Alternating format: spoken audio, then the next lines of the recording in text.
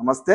తెలుగువారి ఆత్మగౌరవాన్ని నిలబెట్టడానికి తెలుగుదేశం పార్టీని స్థాపించి ప్రపంచవ్యాప్తంగా తెలుగు వాళ్ళకు గుర్తింపు తీసుకొచ్చినటువంటి మహనీయుడు ఎన్టీ రామారావు గారి జన్మదిన సందర్భంగా ప్రపంచవ్యాప్త తెలుగు వారికి అదేవిధంగా ఎన్టీ రామారావు గారి అభిమానులకు శుభాకాంక్షలు. ఈ రోజు ఎన్టీ రామారావు గారి జన్మదిన సందర్భంగా ఆయనకు వెన్నుపోటు పొడిచి తెలుగుదేశం పార్టీని హైజాక్ చేసి ఆయన తీవ్రమైనటువంటి చివరాంకంలో ఎన్టీ రామారావు గారి చివరాంకంలో తీవ్రమైన మానసిక క్షోభకు గురి చేసి ఎన్టీ రామారావు గారి మాటల్లోనే విన్నాం చంద్రబాబు నాయుడు గారి గురించి. అటువంటి చంద్రబాబు నాయుడు గారి ఇలా మహానాడు ముగింపు వేడుకల లోపల ఎన్టీ రామారావు గారికి జీవితాంత రుణపడి ఉంటా అని చెప్తూ ఎన్టీ రామారావు గారికి నివాళులు అర్పించడం ఏదైతే ఉందో అది ఇక చూసి నవ్వాలో ఏడవాలో తెలియని పరిస్థితి. ఎందుకంటే ఎవరైతే వెన్నుపోటు పొడిచిరో, ఎవరైతే ఎన్టీ రామారావు గారి చివరి దిశలో అతని యొక్క దుఃఖానికి కారకులయ్యారో అటువంటి చంద్రబాబు నాయుడు గారి నోట వింటుంటే అటువంటి మాటలు చాలా బాధాకరంగా అనిపించింది.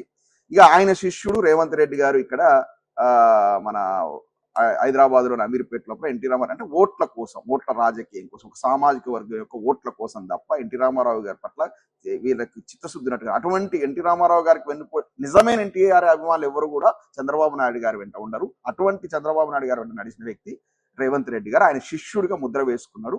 ఇటువంటి వ్యక్తి చేతుల మీదుగా ఇవాళ అది కాంగ్రెస్ పార్టీ, ఎన్టీ రామారావు గారు జీవితకాలం కాంగ్రెస్ కు వ్యతిరేకంగా పోరాడి ఆ కాంగ్రెస్ పార్టీ యొక్క బలుపు అనగదీయడం కోసమే ఆయనకు ఇందిరాగాంధీ గారు చేత అవమానాన్ని గురై వచ్చేసి 9 నెలల్లో తెలుగుదేశం పార్టీని పెట్టి ప్రభుత్వాన్ని ఏర్పాటు చేసి ఈ యొక్క కాంగ్రెస్ పార్టీకి ఒక కొదమసింహాలుగా మారిన ఎన్టీ రామారావు గారి యొక్క విగ్రహాన్ని అదే కాంగ్రెస్ పార్టీ ప్రభుత్వం చేత ఒక విగ్రహావిష్కరణ జరగడం అనేది ఖచ్చితంగా ఎన్టీ రామారావు గారి ఆత్మకు శోభిస్తుంది. ఈరోజు ఎన్టీ రామారావు గారు నిజంగా బతికుంటే ఇవాళ తీవ్రంగా బాధపడేవారు. ఇటువంటి దిక్కుమాల కాంగ్రెస్ ప్రభుత్వం చేత నా విగ్రహావిష్కరణ ఇది ఓట్ల రాజకీయం కాకపోతుందని. ఎందుకంటే ఒకవైపు వెన్నుపోటుదారుడు చంద్రబాబు నాయుడు, ఆయన శిష్యుడు ఇంకొక వెన్నుపోటుదారుడు ఈ రేవంత్ రెడ్డి గారు ఏ గొడుక్కు కింద ఉంటే ఆ పాట పాడేటువంటి వ్యక్తి. ఇదే ఎన్టీ రామారావు గారి గురించి అమెరికాలో ఇండియన్ ఓవర్సీస్ కాంగ్రెస్ సభలో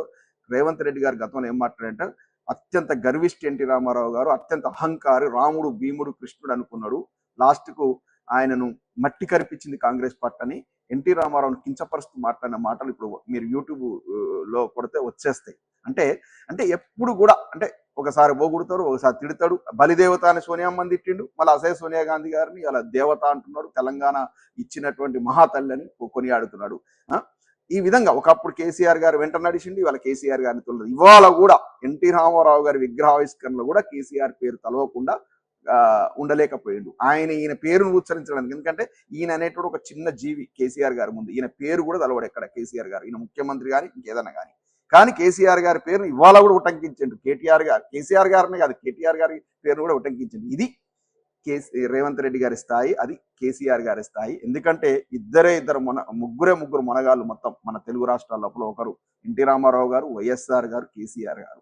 ఎందుకంటే ఎన్టీ రామారావు గారు కాంగ్రెస్ పార్టీని కూకటి వేళ్లతో తెలుగు రాష్ట్రాల లోపల, అప్పుడు ఉమ్మడి ఆంధ్రప్రదేశ్లో అప్పుడు తెలుగు రాష్ట్రాలు పీకేసినటువంటి వ్యక్తి, 9 నెలల పార్టీ పెట్టి ప్రభుత్వాన్ని ఏర్పాటు చేసిన గొప్ప వ్యక్తి, తెలుగువారి ఆత్మగౌరవాన్ని ఇనుమడింపజేసిన వ్యక్తి. ఆ కోవకు చెందిన వాళ్ళే వైఎస్ఆర్ గారు కూడా ఏనాడు కూడా కాంగ్రెస్ ప్రభుత్వ ముఖ్యమంత్రి ఉన్నప్పుడు ఢిల్లీకి దాసోహం లేదు, ఢిల్లీ నేను చెప్పిన మాట వినాలన్నాడు. కాబట్టి వైఎస్ఆర్ గారు చనిపోయిన తర్వాత జగన్ కు అటువంటి గడ్డు పరిస్థితి కాంగ్రెస్ పార్టీలో ఏర్పడింది. తర్వాత అంతటి మొనగాడు కేసీఆర్ గారు. 2 జాతీయ పార్టీలు కాంగ్రెస్ బీజేపీ రెండింటిని మెడలు వంచి దేశంలో జాతీయ పార్టీలు దేశవ్యాప్తంగా ఉన్న పార్టీలన్నీ జై తెలంగాణ కొట్టించి చివరికి చంద్రబాబు నాయుడు చేత కూడా జై తెలంగాణ కొట్టించి తెలంగాణ తీసుకొచ్చిన మహనీయుడు గొప్ప వ్యక్తి. తెలంగాణ భాషకు, తెలంగాణ యాసకు, తెలంగాణ ప్రజానికానికి, తెలంగాణ మొత్తానికి ఒక ఆత్మగౌరవానికి ప్రతీకగా నిలిచిన వ్యక్తి కేసీఆర్ గారు. ఇవాళ ప్రపంచ వ్యాప్తంగా కూడా విశ్వవ్యాప్తం తెలంగాణ వాదాన్ని చేసినటువంటి గొప్ప వ్యక్తి. తర్వాత తెలంగాణ తీసుకురావడం కాదు, తెలంగాణ దేశంలోనే అగ్రగామిగా సంక్షేమంలో ఇటు అభివృద్ధిలో నిలిపినటువంటి వ్యక్తి కేసీఆర్ గారు. ఇది కేసీఆర్ గారి, అదేవిధంగా కేసీఆర్ గారి గురువు గారైనటువంటి ఎన్టీ రామారావు గారి గొప్పతనం, ప్రతిపక్ష నేతగా ఉన్న రాజశేఖర రెడ్డి గారి గొప్పతనం. వీళ్ళను తలవకుండా ఏ నాయకుడు ఉండలేడు. ఇవాళ ఖచ్చితంగా ఎన్టీ రామారావు గారి యొక్క ఆత్మ క్షోభించింది. ఈ కాంగ్రెస్ పార్టీ దుష్ట కాంగ్రెస్ ప్రభుత్వం చేత ఆయన విగ్రహావిష్కరణ అనేది సగటు ఎన్టీ రామారావు గారి అభిమాని ఎవ్వరు కూడా జీర్ణించుకోలేరు. సో ఏదైతేనేమి విగ్రహావిష్కరణ చేశారు. సో మనము ఈ విషయాన్ని మనం జాగ్రత్తగా పరిశీలిస్తే క్రమక్రమంగా తెలంగాణ లోపల అస్తిత్వం మీద చంద్రబాబు నాయుడు గారు మోడీతో జతగట్టి రేవంత్ రెడ్డి ద్వారా అస్తిత్వాన్ని దెబ్బగొట్టే ప్రయత్నం జరుగుతుంది. వీటన్నిటిని కూడా మనం క్షుణ్ణంగా పరిశీలించాలి. రాబోయే రోజుల్లో జాగ్రత్తగా లేకపోతే తెలంగాణ మనుగడకే ప్రమాదం ఏర్పడే పరిస్థితి.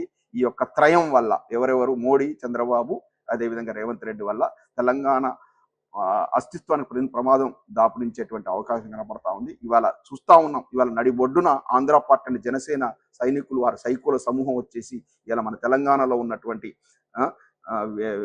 విజ్ఞానుల మీద, విధేయుల మీద, అదేవిధంగా జర్నలిస్టుల మీద పిచ్చి కూతలు కూస్తున్నారంటే ఎంత డేర్ చేస్తున్నారో తెలియదు. ఇదంతా కూడా చంద్రబాబు నాయుడు, పవన్ కళ్యాణ్లకు కొమ్ము కాస్తున్నటువంటి రేవంత్ రెడ్డి గారి వల్ల జరుగుతూ ఉంది.